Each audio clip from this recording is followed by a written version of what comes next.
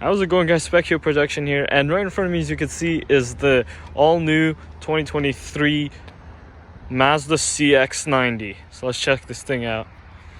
Here's the side view, and I'll show you guys the front view, which is really nice. So this thing is honestly really nice. I think Mazda is stepping up their game a lot, especially with this car, with this SUV. And this is the top of the line version. I'll show you guys what it's called in a second, but here's the rear, which is rather interesting. So powering this thing is a mild hybrid 3.3 liter inline six. As you can see, you get this cool badge saying inline six. I actually really like that. Making 340 horsepower and 369 pound-feet of torque, which is really good. And yeah, so here's the front again. As you can see, very aggressive design, new Mazda style sort of. Well, they've got their official sort of like grille design, where they have this huge grille with like the chrome underneath and Mazda logo. These really nice headlights. As for the side, as you can see, these wheels are really nice. These are, let me just see up close. Yeah, these are 21-inch wheels, 275 tires width. And as for the rear, the exact same thing. So yeah, this also has an all-wheel drive system, which is really nice. And yeah, here's the side. You got this, honestly it's a really massive looking SUV. To compare right now, this unfortunately they're not side by side, but here's a Mazda CX-90. Don't mind the seagull poop or geese poop, whatever you want, bird poop. But yeah, as you can see, it's significantly smaller, I would say. Main thing being here is that the I think this is a C pillar. As you can see, it's very thick, and it's got like a little hump on the back, which is honestly an interesting design choice. From the back, you can definitely see it, at least from an angle like this, but I'll show you guys that in a second. You got this cool chrome accent down here with the Mazda logo, you guys can see. Really nice touches. Yeah, so let's go for the back right here. These taillights are really nice.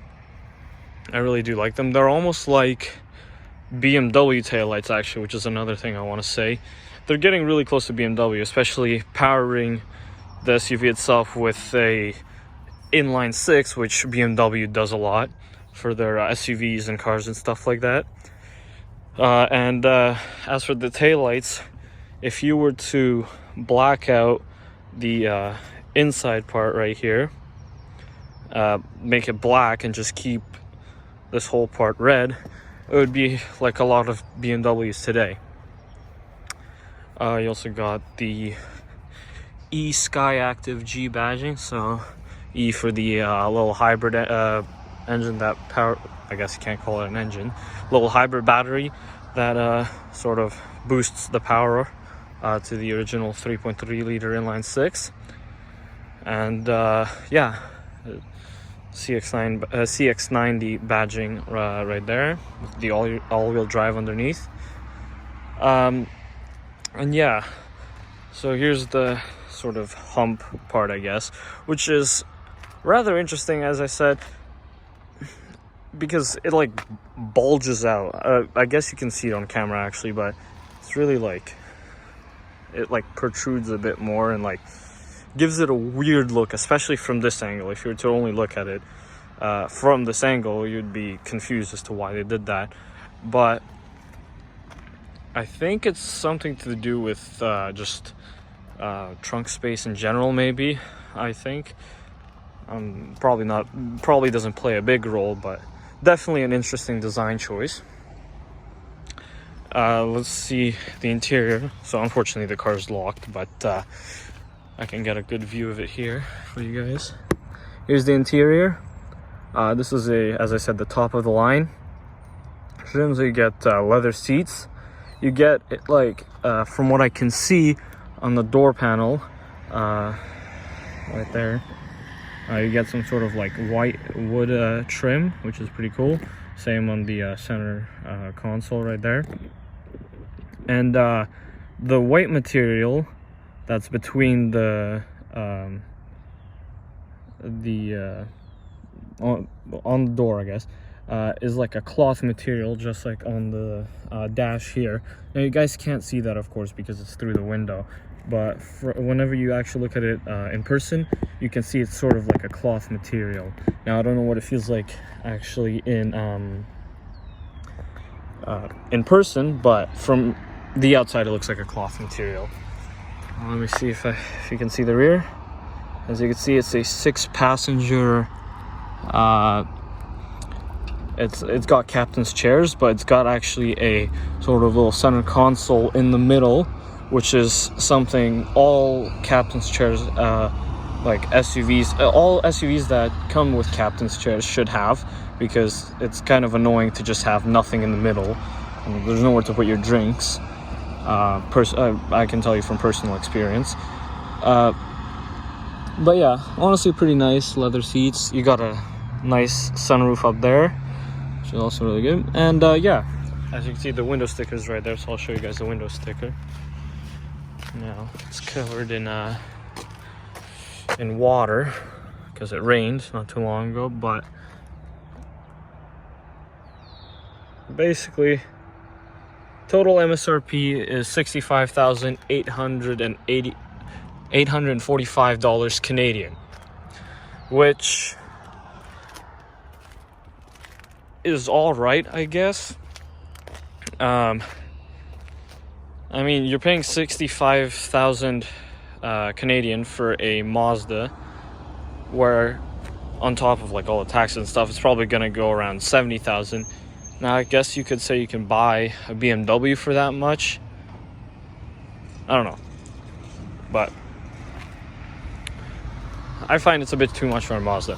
Anyways, you got some fuel economy things up here.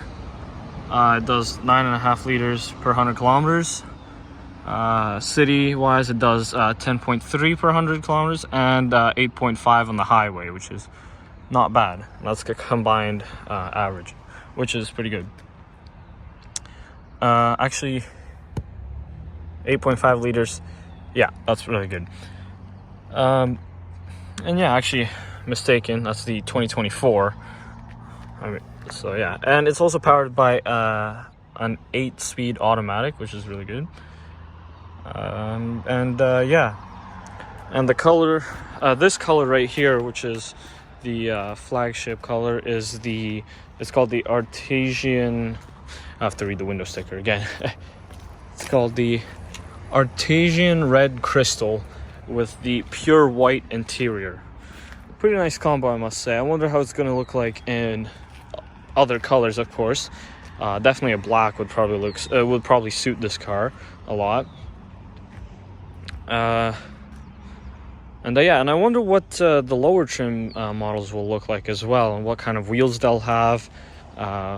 Engine wise, I think it's gonna have the same engine, except without the hybrid battery, or without the electric battery.